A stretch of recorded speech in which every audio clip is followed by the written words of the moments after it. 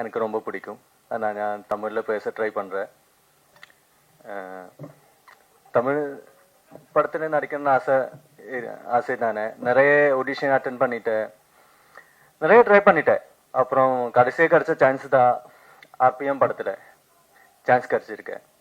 ஷூட்டுக்கு போன அன்னைக்கு, shoot start பண்ண அன்னைக்கு தான் எனக்கு டானியல் பாலாஜி சார்கிட்ட நடிக்கணும்னு அப்போ தான் தெரிஞ்சது. ஐயோ, நான் கற்றுக்கிட்டதும் கல்பனா மேம் சொன்ன மாதிரி நான் கற்றுக்கிட்டதும் ப்ராக்டிஸ் பண்ணதும் எல்லாமே மறந்து போச்சு. என்ன பண்ணணும்னு எதுவுமே தெரியல. என்ன கிடைச்ச வாய்ப்பு தானே, நம்ம யூஸ் பண்ணலைன்னா என்ன ஆயிடும், அதுவும் பயம் இருக்கு.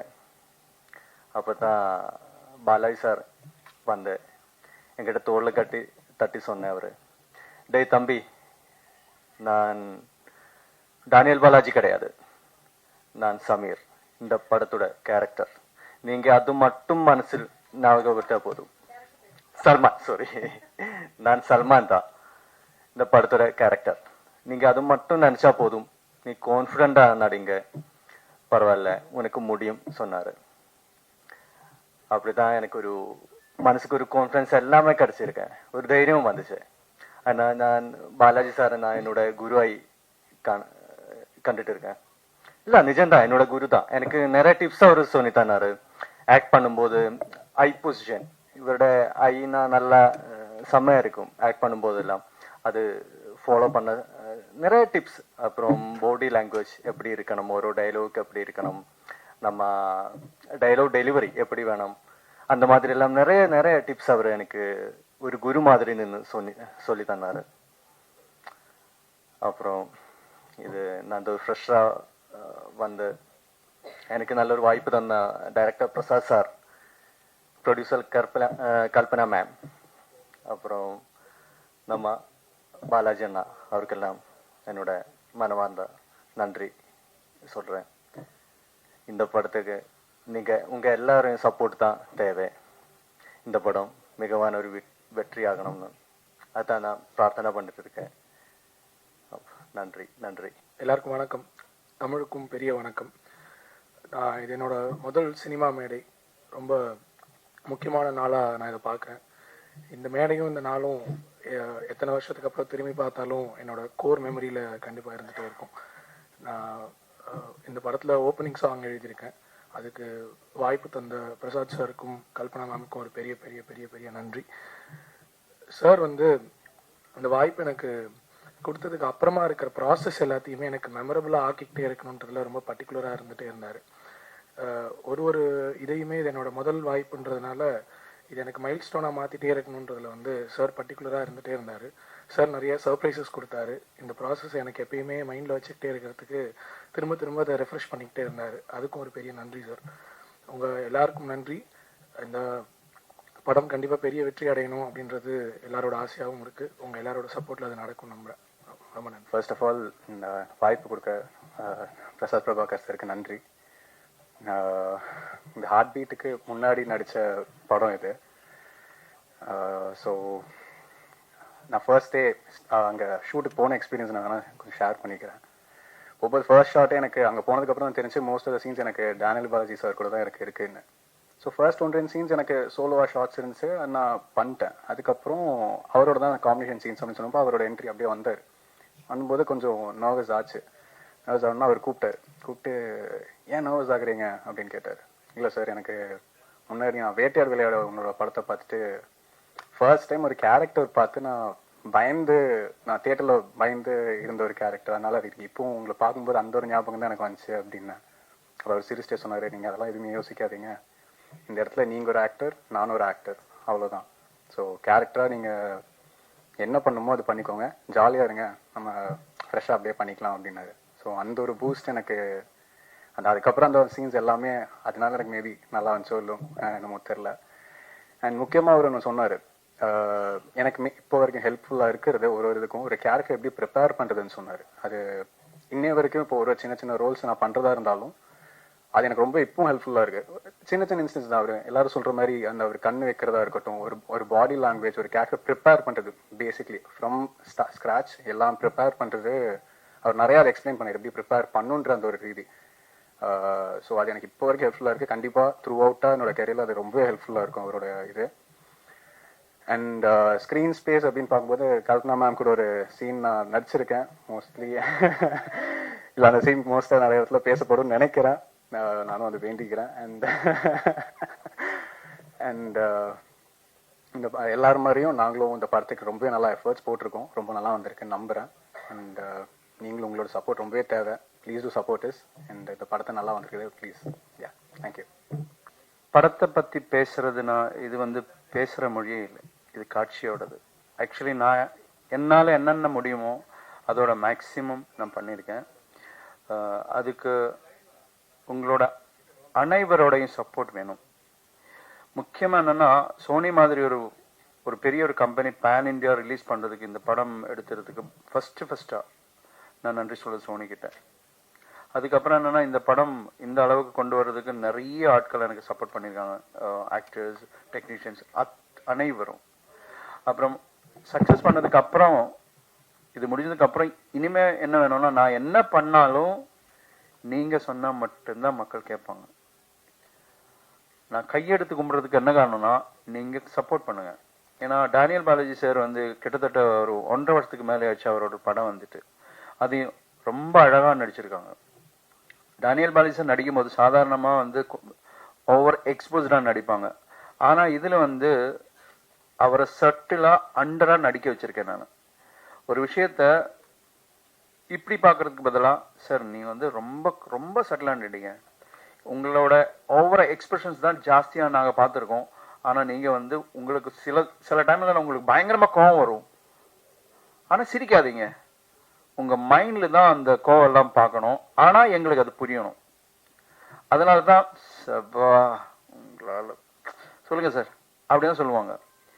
ஏன்னா அவருக்குள்ள ஒரு டைரக்டர் இருக்கு, அவருக்குள்ள ஒரு ரைட்டர் இருக்கு, அவருக்குள்ள ஒரு ப்ரொடக்ஷன் கண்ட்ரோலர் இருக்கு, அவருக்குள்ள ஒரு ப்ரொடியூசர் இருக்கு, எல்லாமே இருக்கு. அவரெல்லாம் ஈஸியா ஏமாத்தவே முடியாது. எல்லாமே கேட்பாங்க, நான் எதுக்கு சிரிக்கணும், எதுக்கு இப்ப வந்து 2 சீன் அடிக்கணும். என்னோட அசோசியேட்ஸ் எல்லாம் வந்துட்டு அவர்கிட்ட பேசுறதுக்கு கொஞ்சம் பயப்படுவாங்க. வேற ஒண்ணும் இல்ல, ஒரு சீனை சொன்னா பிஃபோர் என்ன நடக்கணும்னு கேட்பாங்க. ஜஸ்ட் இப்ப நம்ம சீன்ல இருக்கிறது என்னன்னா, டேனியல் பாலாஜி சார் கார்ல இருந்து வெளியில் வராங்கன்னு வச்சுக்கோங்க. அவர் என்ன ஃபர்ஸ்ட் ஸ்கிரிப்ட் கொடுக்குற அந்த பையன் கிட்ட கேட்பேன், சரி இறங்குறாங்க, அதெல்லாம் எனக்கு புரியுது, நான் இப்ப எங்க இருந்து வரேன் சார், அது ஸ்கிரிப்ட்ல இல்ல சார். தம்பி, நான் இப்போ ஹாஸ்பிட்டல் இருந்து வரீங்களா இல்ல நான் சினிமா பார்த்துட்டு வரீங்களா, அந்த இமோஷன்ஸ் வந்து எனக்கு கேரியேட் பண்ணோம்னா நீ எனக்கு பிஃபோர் சொல்லியே ஆகணும். அந்த அளவுக்கு ஸ்கிரிப்டை பத்தி சினிமாவை பத்தி ரொம்ப நல்லா புரிஞ்சுக்கிற ஒரு பர்சன் கிட்ட ஒர்க் பண்றது எனக்கு பெருமையா இருக்கு. அவர் கூட ஒர்க் பண்ற ஒவ்வொரு நிமிஷமும் ஒவ்வொரு நொடிகளும் என்னோட மெமரியில ஆயுட்காலம் எப்பவுமே நிற்கும். நீங்க பிரஸ் மீடியாஸ் எல்லாமே வந்து எங்களுக்கு சப்போர்ட் பண்ணோம். ஆர்பிஎம் படம் பெரிய ஒரு வெற்றியா வர்றதுக்கு உங்களோட சப்போர்ட் தேவை. இதுக்கப்புறம் இப்போ சில பேர் சொல்லுவாங்கல்ல, சில பேரோட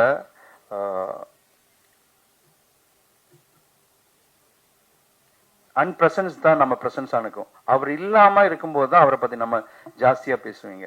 அந்த மாதிரி ஒரு பர்சன்னா பாலாஜி சார். இங்க வந்து அம்மா கிட்ட எனக்கு என்ன சொல்ல வேண்டியன்னா, அவரை எங்கிட்ட சொன்ன ஒரு விஷயம், சார் சீக்கிரம் முடிங்க சார். என்ன சார் சீக்கிரம் முடிக்க என்ன காரணம், இதுதான் சார் என்னோட கடைசி படம். என்ன சார் நீங்க அப்படி சொல்றீங்க? அப்படி கேட்கும்போது என்ன சொன்னா, சார் நான் ஃபுல்லா ஸ்பிரிச்சுவலா இறங்க போறீங்க சார் அப்படின்னு சொன்னது. எப்படி இருந்தாலும் அவரோட சார் இங்க தான் இருப்பாங்கன்னு எனக்கு நம்பிக்கை இருக்கு. சார் படம் நல்லா வந்திருக்கு sir, thank you so much sir. நீங்க வாழ்த்துன மாதிரியே இந்த படம் நல்லா வருவேன்னு படம் கம்ப்ளீட் ஆகிறதுக்கு முன்னாடியே சொன்ன ஒரே ஒரு பர்சன் நீங்க தான். நல்லா வந்திருக்கு, தேங்க்யூ ஸோ மச். மீடியாவுக்கு நன்றி, எல்லாருக்கும் நன்றி. அம்மா உங்களுக்கு மிகப்பெரிய நன்றிம்மா, தேங்க்யூ ஸோ மச். இருக்கிற எல்லா பெரியவங்களுக்கும் என்னுடைய பணிவான வணக்கங்கள். இங்கே ஆர்பிஎம் திரைப்படத்தினுடைய ட்ரெய்லர் லான்ச், அதை விட முக்கியமான ஒரு விஷயம் இங்க நாங்க செய்யறது, உடலால் மற்றும் மறைந்த ஒரு அருமையான ஒரு கலைஞன், ஒரு நடிகனுடைய 1ஆம் ஆண்டு நினைவாஞ்சலியை இன்னைக்கு நாங்க நினைச்சு அவருடைய அவருடைய ஆப்சன்ஸை நாங்கள் ப்ரெசன்ஸாக நினச்சி ஃபீல் பண்ணி செய்கிற ஒரு இம்பார்ட்டண்ட்டான ஒரு ஈவெண்ட் தான் இன்னைக்கு. இந்த நாளை விட ஒரு ஆப்டான ஒரு சரியான ஒரு நாள் இந்த திரைப்படத்தினுடைய ட்ரெய்லர் லான்ச்சுக்கு இதை விட ஒரு கரெக்டான ஒரு நல்ல நாள் எங்களுக்கு பெருசாக தோணலை. அதனால் இன்னைக்கு இந்த ஈவெண்ட்டை நாங்கள் ஆர்கனைஸ் பண்ணியிருக்கோம். எங்களுடைய வேண்டுதலின் பேரில் வருகை தந்திருக்கும் எல்லாருக்கும், முக்கியமாக சீஃப் கெஸ்ட்னா இதை விட ஒரு ஆப்ட் சீஃப் கெஸ்ட் எங்களால் கூட்டிகிட்டு வர முடியாது. பாலாஜி சார் நடித்த ஒரு ஃபிலிம்க்கு அப்படி ஒரு கலைஞனை பெற்ற அவருடைய தாய் ராஜலட்சுமி அம்மா அவர்களுக்கு எங்களுடைய பணிவான வணக்கங்கள். வருக என்று வரவேற்கிறோம். மேலும் பாஸ்கர் அண்ணா அவர்கள், எனக்கு அவர் பாஸ்கர் அண்ணான்னு தான் நான் கூப்பிடுறேன். Is actually a multifaceted person working in various industries, education, agri and mainly into film production also. So Bhaskar அண்ணா அவர்களை வருக என்று வரவேற்கிறோம். அப்புறம் முக்கியமாக மீடியா நண்பர்கள், சகோதரர்கள், பத்திரிகை நண்பர்கள், சகோதரர்கள், உங்கள் அனைவரையும் பணிவன்புடன் தாழ்மையுடன் வருக என்று வரவேற்கிறேன்.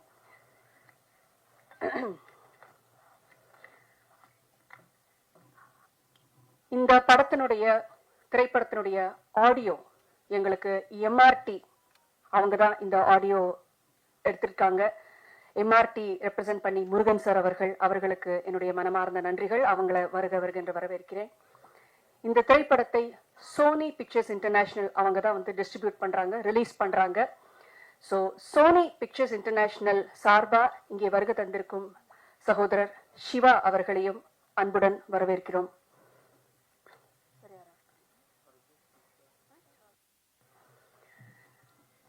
இப்ப வளர்ந்து கொண்டிருக்கும் ஒரு chocolate boy, a handsome guy and a very good performer on the screen. Jio ஹாட்ஸ்டார்ல ஹார்ட் பீட்ஸ்ங்கிற அந்த வெப் சீரிஸுடைய மெயினான ஒரு பர்சன் மிஸ்டர் அர்ஜுன், அந்த பேர் அவருடைய கதாபாத்திரத்தினுடைய பேர். நம்ம திரைப்படத்துல ஒரு முக்கியமான வேடமேற்று நடிச்சிருக்கிறாரு திரு சாருகேஷ் அவர்களையும் அவர்களுடைய தாயார் அவர்களையும் அன்போடு வரவேற்கிறோம். இந்த படத்துல டெபியூ பண்ணியிருக்காரு, முதலாக நடித்திருக்கிறாரு ஒரு இம்பார்ட்டன்டான கதாபாத்திரத்துல ஈஸ்வர் கிருஷ்ணா அவரையும் அன்போடு வரவேற்கிறோம். மனசுல வந்துட்டோம் மோனே, அவருக்கு மலையாளத்துல சொல்லணும், அப்பதான் கொஞ்சம் புரியும். அண்ட் இந்த திரைப்படத்திற்கு இன்னும் கூட ஆர்டிஸ்ட், முக்கியமா பாலாஜி சாரோட ரன்னிங் ரோல் மாதிரி பாலாஜி சாரோட எப்பவுமே ஸ்கிரீன் ஷேர் பண்ணிக்கிட்டே நடிச்சிட்டு வந்த 2 பேர் இருக்காங்க. நடிகர் பாபு அவர்கள் அண்ட் நடிகர் முத்து அவர்கள், உங்க எல்லாருக்கும் பரிச்சயம். அவங்கள அவங்களையும் நான் மனசார வெல்கம் பண்றேன். நன்றி முத்து, நன்றி பாபு. அண்ட் இந்த படத்துல ஒரு 3-4 பாடல் ஆசிரியர்கள் பாடல்கள் எழுதியிருக்காங்க. தாமரை அக்கா, மோகன்ராஜன் சார் அவர்கள், கிரிதர் வெங்கட் சார் அவர்கள். அப்புறம் அதோட சேர்த்து ஒரே ஒரு பாட்டு, எனக்கும் பாட்டு எழுதணும்னு ஒரு ஆசை முதல் முறையா ஒரு பாடலை எழுதி அதை கம்போஸ் பண்ணியும் பாடி இருக்கேன். அதனால இன்னைக்கு மத்தவங்க யாரும் வர முடியல, எங்களுக்காக வந்திருக்கிற கிரிதர் வெங்கட் அவர்களை அன்போடு வரவேற்கிறோம். மீண்டும் அனைவருக்கும் பணிவன்பான வணக்கங்கள். நான் முதல்ல டேனியல் பாலாஜி சார் இயக்குனர் பிரசாத் பிரபாகர் சார் அவர்கள் டேனியல் பாலாஜி சாரை வீட்டுக்கு போய் அவங்கள பார்த்து இந்த ஃபிலிம்க்கு கன்ஃபார்ம் பண்ணி இது பண்ணப்ப அப்பதான் என்னை பத்தி இன்ட்ரடியூஸ் பண்ணாங்க. ஸோ நான் அவருக்கு as a part of the movie making அவருக்கு நன்றி சொல்றதுக்காக, சார் எங்க படத்துல நடிக்கிறதுக்கு நீங்க சம்மதிச்சதுக்கு உங்களுக்கு எங்களுடைய மனமார்ந்த நன்றி அப்படின்னு அந்த நன்றி சொல்றதுக்காக வீடியோ காலில் அவரை சந்திக்கக்கூடிய ஒரு தருணம் தான் எனக்கு கிடைச்சது. இப்போ வீடியோ காலில் உங்களை நீங்க பாடுறீங்க, உங்களை பார்த்துருக்கேன் நான், எனக்கு உங்க பாட்டுலாம் நான் நிறைய கேட்டிருக்கேன், ரொம்ப சந்தோஷம் சார். சரி இவ்வளோ பாடுறீங்க, நான் கேட்குற பாட்டு உங்களால பாட முடியுமா அப்படின்னாரு. சார் கண்டிப்பா சொல்லுங்க சார், தெரிஞ்சா கண்டிப்பா இப்பவே பாடுறேன் சார் அப்படின்னு. அவர் முதல்ல என்கிட்ட கேட்டது, நம்ம தண்ணீர் படத்துல வர எம்எஸ்வி சார் அவர்கள் இசையமைத்த சுசிலாமா அவர்கள் பாடிய கண்ணான பூமகனே கண்ணுரங்கு சூரியனே அப்படிங்கிற பாட்டு உங்களுக்கு தெரியுமான்னு கேட்டார். ஆக்சுவலா அந்த பாட்டு நான் நிறைய கேட்டு வளர்ந்துருக்கேன், ஆனா பாட்டு எனக்கு பாடம் இல்லை, பாடுறதுக்கு எனக்கு பாடம் இல்லை. நான் சொன்னேன், சார் மன்னிக்கணும், நீங்க ரொம்ப ஒரு அழகான பாட்டு கேட்டிருக்கீங்க, ஆனா வந்து இந்த பாட்டை நான் கத்துக்கிட்டு ப்ராக்டிஸ் பண்ணிட்டு உங்களுக்கு கண்டிப்பா நான் வந்து நேர்லயே வந்து உங்களுக்கு நான் பாடி காமிக்கிறேன் அப்படின்னு சொல்லி சொன்னேன். அப்படியா, சரி, வேற ஒரு பாட்டு சொல்லுறேன், அது பாட முடியுமா அப்படின்னாரு. என்ன பாட்டு சார் சொல்லுங்க. சிங்கார வேலனே தேவா பாட தெரியுமான்னு கேட்டார். அது நல்லா தெரியும் சார் சொல்லிட்டு உடனே வீடியோ கால்ல வந்துட்டு நான் சிங்கார வேலனே தேவா பாடினேன். பாடி முடிச்சு அவருக்கு ரொம்ப சந்தோஷமா இருந்தது. அதாவது நான் அவருடைய பேக்ரவுண்ட்ல என்ன, அவர் எப்பேற்பட்ட ஒரு நடிகர், திறமைசாலி, அதுல எந்த ஒரு மாற்று கருத்துமே கிடையாது. பயங்கரமான திறமைசாலி. சினிமா நுணுக்கங்களை பற்றியும் நடிப்பு திறன்களை பற்றியும் ஸ்கிரீன் ஸ்பேஸை எப்படி வந்துட்டு, ஏன்னா பாலாஜி சார் வந்து ஒரு ஸ்கிரீன்ல வராருனாவே கம்ப்ளீட்டா கேப்சர் பண்ணிடுவார். அது அது அது நெகட்டிவிட்டி ரோலா இருக்கட்டும், எதுவா இருக்கட்டும், மோஸ்ட்லி அவர் நடிச்சது எல்லாம் வில்லன் கேரக்டர்ஸ் தான். அந்த வந்தாலே நான் அந்த கண்ணுக்கு அவ்வளவு பவர் இருக்கு. அதுதான் முக்கியமா சொல்லுவாங்க, ஒரு நடிகருக்கு வந்து கண்ணு பேசணும் அப்படின்னு சொல்லுவாங்க. நான் பெரியவங்க சொல்லி கேள்விப்பட்டிருக்கேன். அந்த மாதிரி அந்த பாட்டு அவர் பின்னாடி இருக்கிற அவர் உட்காந்துட்டு இருந்த ரூம்ல ரொம்ப சிம்பிளா இருந்தது. நான் வந்து பிரசாத் சார்ட்ட கேட்டேன், என்னங்க இவரு இவ்வளவு பெரிய நடிகர், என்ன ரொம்ப சாதாரணமா ஒரு கைத்துக்கட்டுல சிம்பிளா ஒரு பாட்டுக்கு சிம்பிளா இருக்காருமா. அவர் இருக்கிற இடமும் அப்படிதான் இருக்கு, அவர் வாழ்ந்துட்டு இருக்கிற வாழ்க்கை அப்படிதான் இருக்கு. ஏன்னா யதார்த்தமான ஒரு வாழ்க்கை. ஏன்னா ஸ்கிரீன்ல எல்லாரும் பெரிய ஸ்டால்வார்ட்ஸா இருக்கலாம், திறமைசாலிகளா இருக்கலாம், ஆனா நிஜ வாழ்க்கையில எல்லாருமே வந்துட்டு அவங்கவுங்க அம்மா அப்பாவுக்கு பிள்ளை, கணவருக்கு மனைவி, மனைவிக்கு கணவன், பிள்ளைங்களுக்கு தாய் தகப்பன், இவ்வளவுதான் ஒரு குடும்பம். ஒரு ஹியூமன் பீயினோட லைஃபே ரிவால்வ் ஆகுறது இவ்வளவுக்குள்ளதான். எனக்கு ரொம்ப ஆச்சரியமா இருந்தது அவருடைய சிம்பிளிசிட்டி. அப்புறம் இந்த பாட்டை வந்துட்டு செய்ய கேட்டாரு, ஒரு இவ்வளவு நம்ம எல்லாம் பார்த்து ரொம்ப மெச்சி ரொம்ப சந்தோஷப்பட்ட ஒரு நல்ல ஒரு ஆர்டிஸ்ட் வந்து நம்ம படத்துல வேற நடிக்கிறாங்க பாலாஜி சார்.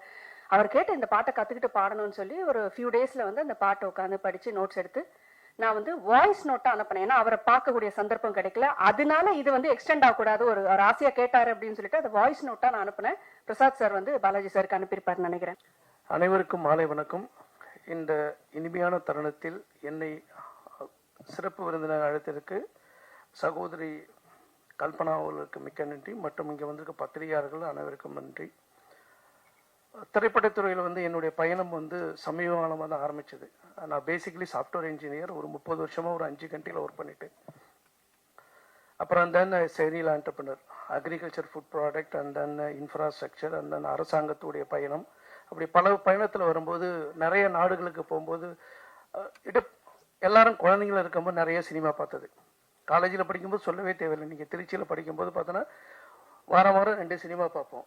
அதுக்கப்புறம் வேலை நிமித்தமாக வெளிநாடுக்கு போகும்போது அந்த தொடர்பு வந்து ஆல்மோஸ்ட் கட் ஆயிடுது.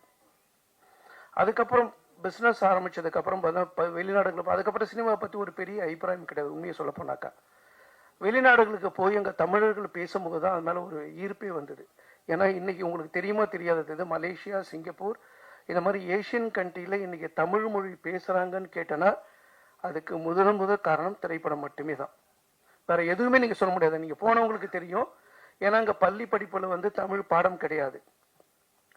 அமெரிக்காவில் மட்டும், நான் அமெரிக்காவில் ஒரு 2 வருஷம் தான். இப்பயும் என்னுடைய அலுவலகம் அமெரிக்காவில் இருக்குது. வருஷத்துக்கு 3 மாதம் அங்கே போவேன். அப்போதான் ஒரு கடந்த ஒரு 20 வருஷமாக தான் பார்த்தோன்னாக்கா நம்ம பசங்க தமிழ் படிச்சுட்டு இருக்காங்க. அதுக்கு முன்னாடி தமிழ் படிக்கலை. ஏஷியன் கண்ட்ரியில் பார்க்கும்போது பார்த்தோன்னாக்கா தமிழ் கிடையாது.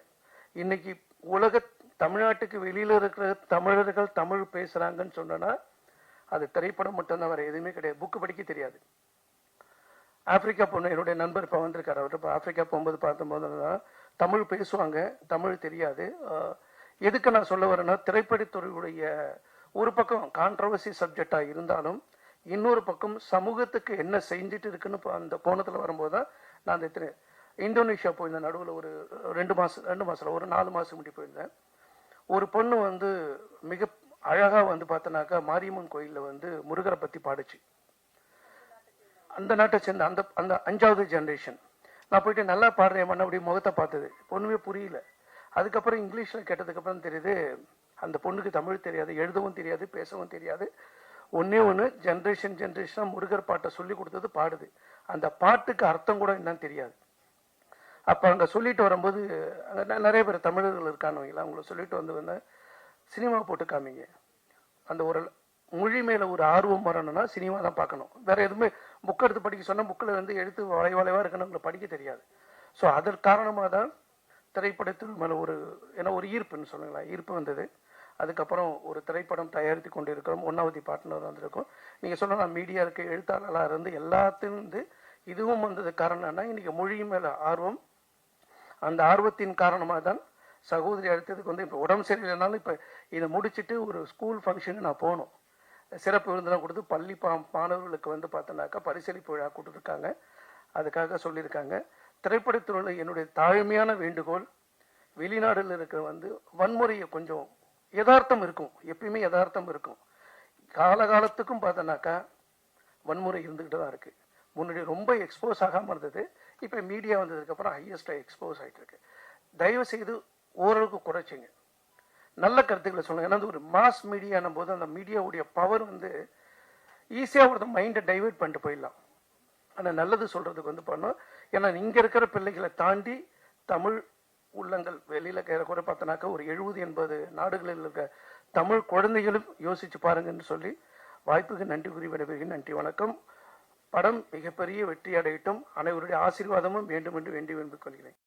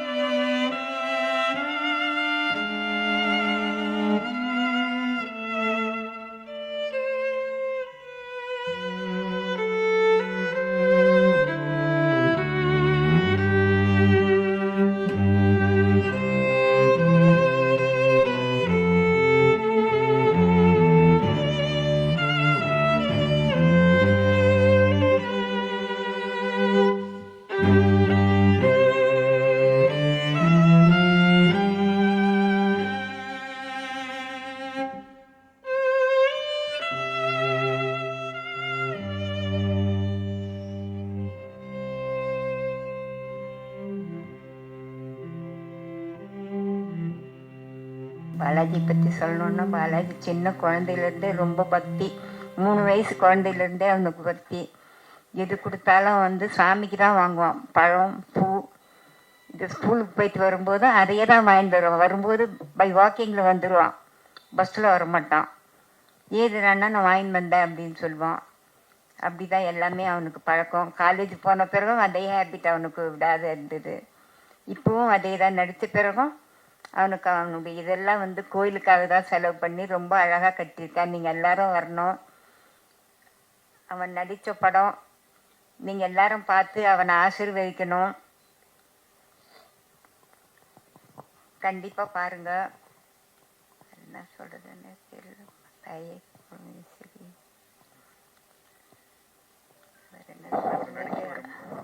ஆமாம் சார், நடிக்கணும்னு ஆசைப்படுறதுக்கு முன்னாடி உங்ககிட்ட ஏதாவது கேட்டிருக்கோம்? நான் நடிக்க போகிறது உங்களுக்கு விருப்பம் இல்லை. டிகிரி வைஷ்ணவ காலேஜில் டிகிரி முடிச்சதை வந்து ஃபிலிம் இன்ஸ்டியூட்டில் சேர்ந்தான். மெரிட்டில் அது 10 மெம்பர்ஸ்க்கு தான் 1 இயருக்கு நான் சீட்டுங்களா. அதில் மெரிட்டில் ஃபஸ்ட்டு வந்து அந்த சீட் கிடச்சி அது படிச்சுட்டு இருக்கும்போது தான் அவனுக்கு இந்த ஆசையே வந்தது. கௌதம் மேனன் டைரக்டர் அவங்கெல்லாம் ஒன்றா படித்தவங்க. அதுக்கப்புறம் தான் அவனுக்கு இந்த ஐடியா வந்தது. அப்புறம் எல்லாரும் டிஸ்கஸ் பண்ணி சரி இதுன்றதுனால வீடு சின்னதாக இருந்ததுனால வீட்டில் தங்கி இருக்கிறதுக்கு இல்லாத தனியாக இருந்து அவன் ப்ரோக்ராம் பண்ணுறதுக்கு ஆரம்பிச்சது. முதல்ல அவங்க அப்பா எல்லாம் வேண்டாம் வேண்டாம் அப்படின்னு தான் சொன்னார். அப்புறம் இறுதி அடி பார்ப்பேன்ட்டு வேட்டையாடு விளையாடு பார்த்த பிறகு அவருக்கு கொஞ்சம் சந்தோஷம் வந்தது. நீங்க ஸ்ட்ரிக்டான அம்மாவா? நீங்க ஸ்ட்ரிக்டான அம்மாவா இருந்திருக்கீங்களா? இல்லப்பா. இல்லையா? இல்லம்மா. குழந்தைங்க இஷ்டம்தான். அவருடைய இஷ்டம் தான் எல்லாமே. ஆமா.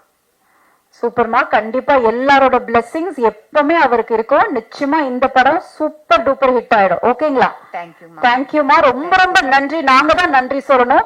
ஏன்னா இன்னைக்கு அதுவும் ஃபர்ஸ்ட் இயர் ஆனிவர்சரி அப்படின்னா நம்மளுக்கு வீட்டுல எவ்வளவு வேலைகள் இருக்கும், எவ்வளவு பூஜைகள் இருக்கும். பட் நம்ம கேட்ட ஒரு வார்த்தைக்காக இன்னைக்கு நீங்க வந்தது, I think we all of us feel truly blessing about it. ரொம்ப ரொம்ப நன்றிகள்மா. Thank you so much. எனக்கு 85 வயசு ஆகுதுங்க. என் முன்னாடி என் குழந்தை இந்த வயது ஆனது எனக்கு ஒரு பெரிய வருத்தம். அதுதான் எனக்கு தவிர்க்க முடியாத வருத்தமா இருக்கு.